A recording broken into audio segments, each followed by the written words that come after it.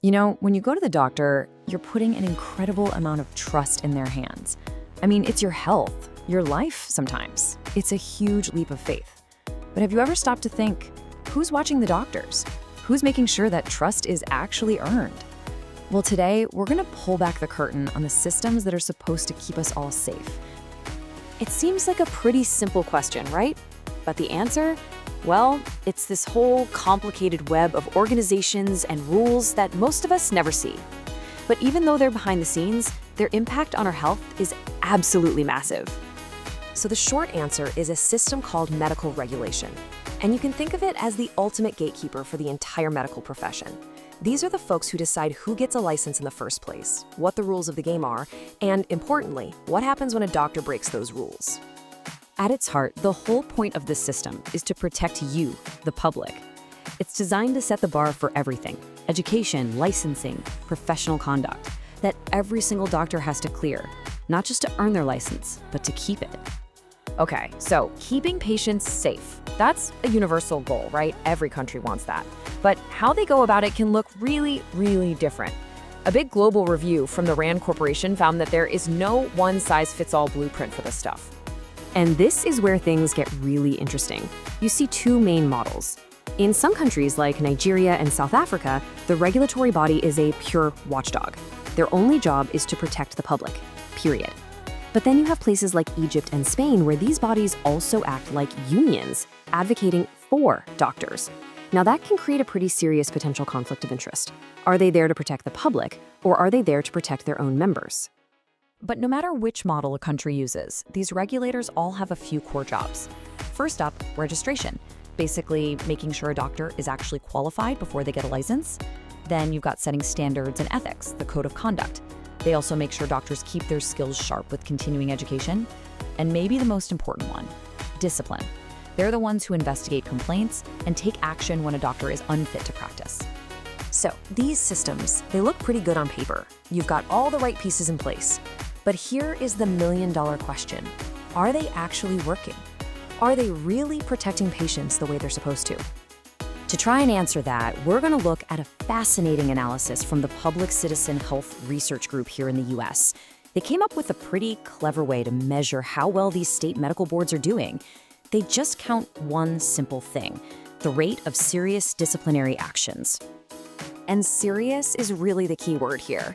We're not talking about a little slap on the wrist. We're talking about actions that have real teeth. Things that actually stop a doctor from practicing, like getting their license suspended or taken away completely. These are the actions that directly protect patients from harm.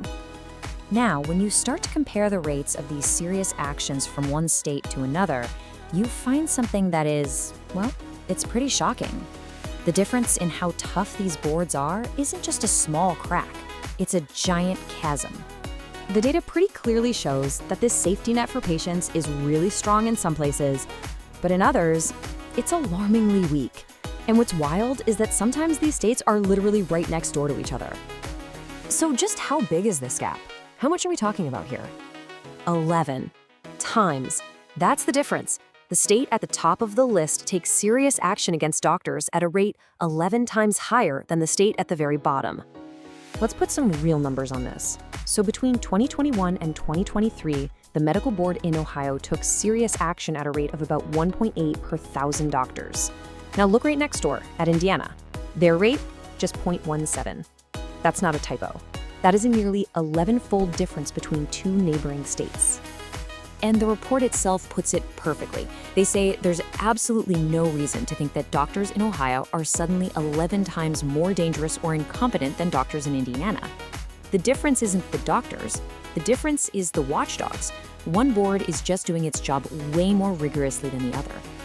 And this isn't just some weird fluke between Ohio and Indiana. It's a pattern all across the country. I mean, look at this. You've got the top boards in Ohio, Michigan, and Wisconsin. Then look way down at the bottom: South Carolina, Delaware, Indiana. The boards at the top are taking serious action at rates that are 7 to 11 times higher than the ones at the bottom. It's a huge disparity. So this massive inconsistency brings up a really important question about accountability. If the system is this different from one state to the next, what does that actually mean for you as a patient? What are the real-world consequences of this? Well, check this out. If every single state medical board in the country performed at the same level as Ohio's, there would have been more than double, 2.34 times, the number of serious disciplinary actions taken last year.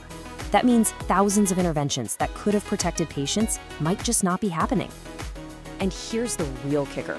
Even Ohio, which looks like the star pupil in this report, might not be the actual gold standard. Just a few years earlier, the board in Kentucky was even more active. Their rate of action was 26% higher.